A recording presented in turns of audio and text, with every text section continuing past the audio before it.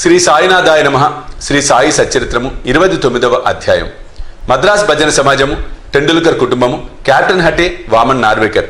ఈ అధ్యాయంలో రుచికరములు ఆశ్చర్యకరములైన మరిన్ని సాయి కథలు ఉన్నవి. మద్రాస్ భజన సమాజం 1916వ సంవత్సరంలో రామదాసి పందాకు చెందిన మద్రాస్ భజన సమాజం ఒకటి కాశీ యాత్రకు బయలుదేరను. అందులో ఒక పురుషుడు, అతని భార్య, అతని కుమార్తె, అతని వదిన ఉండిరి. వారి పేర్లు తెలియవు. మార్గ మధ్యమున వారు అహ్మద్ నగర్ జిల్లా కోపర్గాం తాలూకాలో సిరిడి అను గ్రామమున సాయి అను గొప్ప యోగేశ్వరుడు ఉన్నారనియు, వారు పరబ్రహ్మ స్వరూపులనియు, ప్రశాంతులనియు, ఉదర స్వభావులని, భక్తులకు ప్రతిరోజు ద్రవ్యము పంచిపెట్టెదరని, విద్యావంతుల కళా కుశలతను బట్టి యథోచితముగా సత్కరించరనియు వినిరి. ప్రతిరోజు దక్షిణ రూపకముగా చాలా డబ్బు వసూలు చేసి దాన్ని భక్త కొండాజీ కూతురు 3 ఏండ్ల అమ్మానికి ₹1, ₹2 నుంచి ₹5 వరకు, కొందరికి జమాలికి ₹6, అమ్మాని తల్లికి ₹10 మొదలుకొని ₹20 వరకు, కొందరు భక్తులకు ₹50 వరకు బాబా ఇచ్చిచుండెను. ఇదంతయు విని సమాజము సిరిడికి వచ్చి అచ్చటాగి భజన చేశాను. వారు మంచి పాటలు పాడిరి, కానీ లోలోన ద్రవ్యము నాశించుచుండిరి. వారిలో 3 పేరాసి గలరు. యజమానురాలు మాత్రము అట్టి స్వభావం కలది కాదు. ఆమె బాబా యందు ప్రేమ గౌరవములు కలది. ఒకనాడు మధ్యాహ్న హారతి జరుగుచుండగా బాబా ఆమె భక్తి విశ్వాసములను ప్రీతి చెంది ఆమె ఇష్టదైవం యొక్క దృశ్యమును ప్రసాదించెను.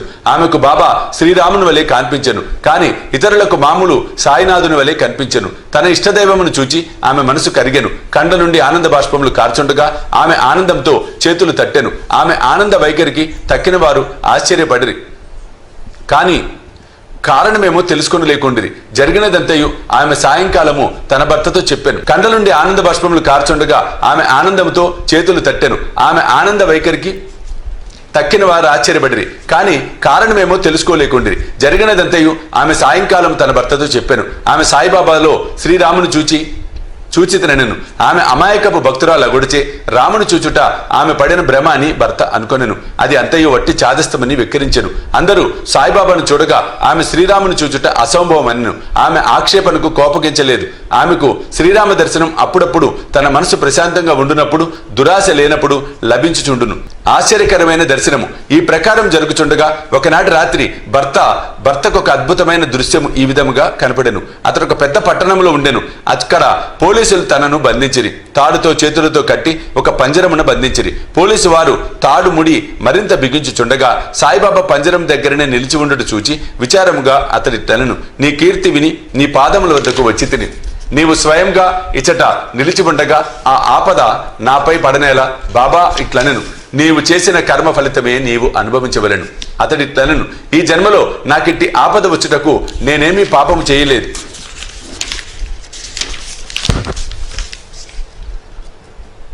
బాబా ఇట్లనెను, ఈ జన్మలో కాకుండా గత జన్మలో ఏదైనా పాపం చేసి ఉండవచ్చును. అతడిట్లన్ను, గత జన్మలో నేనేమైనా పాపము చేసి ఉన్నచో నీ సముఖమున దాని నేల నిప్పు ముందర ఎండుగడ్డి వలె దహనం చేయరాదు. బాబా నీ గట్టి విశ్వాసం కలదా అని అడుగగా అతడు కలదు అనెను. బాబా అప్పుడు కండ్లు మూయమనెను. అతడు కండ్లు మూసి తెరిచినంతలో ఏదో కింద పడిన పెద్ద చప్పుడయ్యను. పోలీసు వారు రక్తము కార్చు పడిపోయి ఉండిరి. తాను బంధ విముక్తుడనై ఉండెను. అతడు మిక్తిలు భయపడి బాబా వైపు చూశాను. బాబా ఇట్లనెను, ఇప్పుడు నీవు బాగుగా పట్టుబడితివి.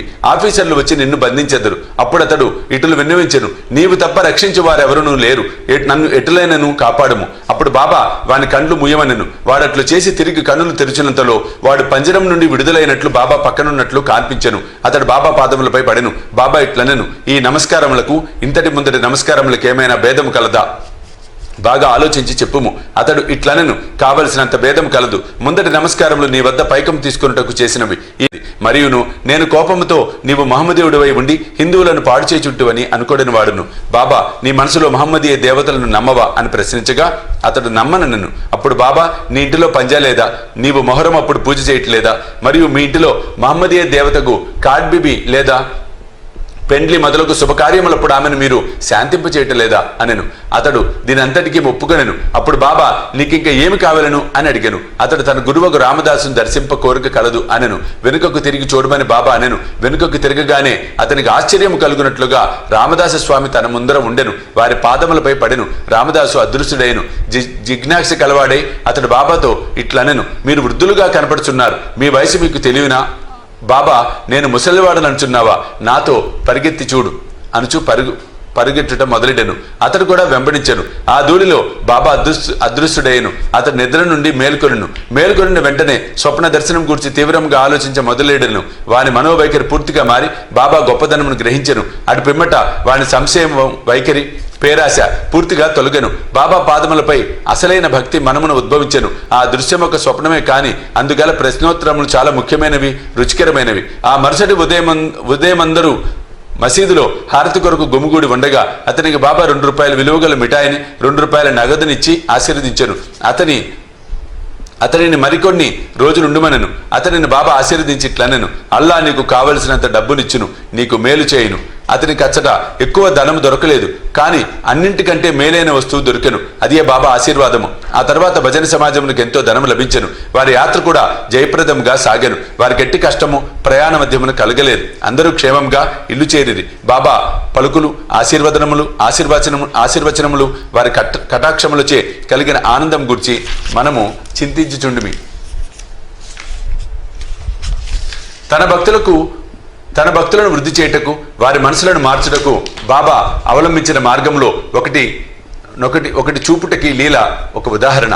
ఇప్పటికీ ఇట్టి మార్గములు బాబా అవలంబించుచున్నారు. టెండూల్కర్ కుటుంబం, బాంద్రాలో టెండూల్కర్ కుటుంబం ఉండెను. ఆ కుటుంబం వారందరూ బాబా యందు భక్తి కలిగి ఉండిరి. సావిత్రిబాయి టెండూల్కర్ శ్రీ సాయినాథ భజనమాల అను మరాఠీ గ్రంథమును 8 అభంగములు పదములతో ప్రచురించెను. దానిలో సాయిలీల అన్నీ వర్ణింపబడి ఉండెను.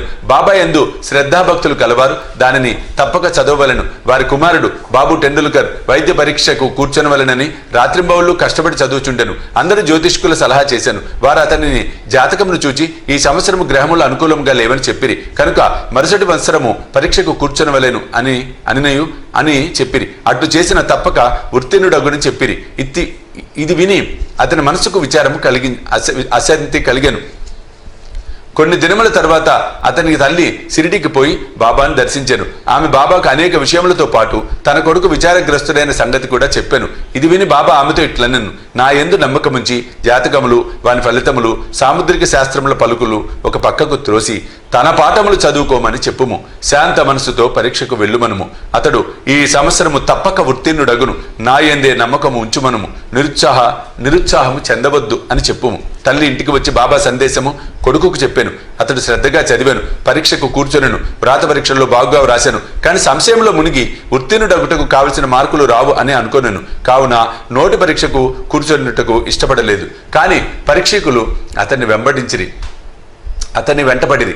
వ్రాత పరీక్షలో ఉత్తీర్ణుడాయనని, నోటి పరీక్షకు రావాలనని అధికారి కబురు పెట్టాను. ఇట్లు ధైర్యవచనము విని అతడు పరీక్షకు కూర్చొని 2 ఉత్తీర్ణుడయ్యను. గ్రహములు వ్యతిరేకంగా ఉన్నను బాబా కటాక్షంచే ఆ సంవత్సరం పరీక్షలో ఉత్తీర్ణుడయ్యను. సంశయములు, కష్టములు మన భక్తిని స్థిరపరచుటకు మనల్ని చుట్టుముట్టును, మనల్ని పరీక్షించును. పూర్తి విశ్వాసంతో బాబాను కొలుచుచు మన కృషి సాగించినచో మన ప్రయత్నములన్నీ తుదకు విజయవంతమగును.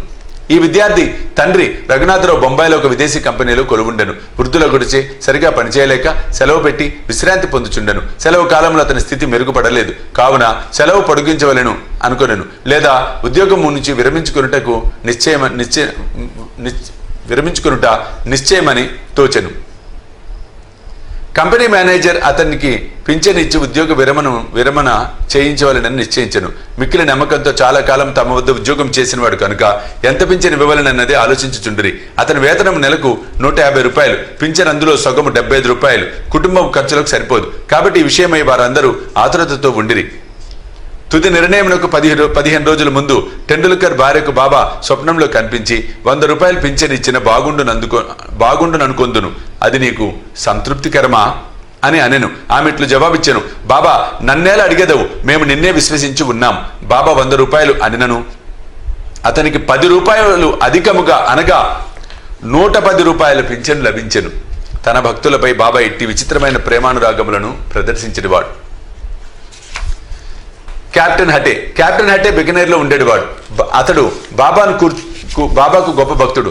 ఒకనాడు బాబా అతని స్వప్నంలో కనిపించి నన్ను మరచితివా అనెను. హటే వెంటనే బాబా పాదములు పట్టుకొని బిడ్డ తల్లిని మరిచినచో అదెట్లు బ్రతుకును అనుచు తోటలోనికి పోయి తాజా చిక్కుడుకాయలు తెచ్చి స్వయం పాకమును దక్షిణను బాబాకు అర్పించనుండగా అతనికి మెలకు వచ్చాను. ఇదంతా ఈ స్వప్నం అనుకున్నాను. ఈ వస్తువులన్నింటినీ షిరిడి సాయిబాబా వద్దకు పంప నిశ్చయించుకున్నాను.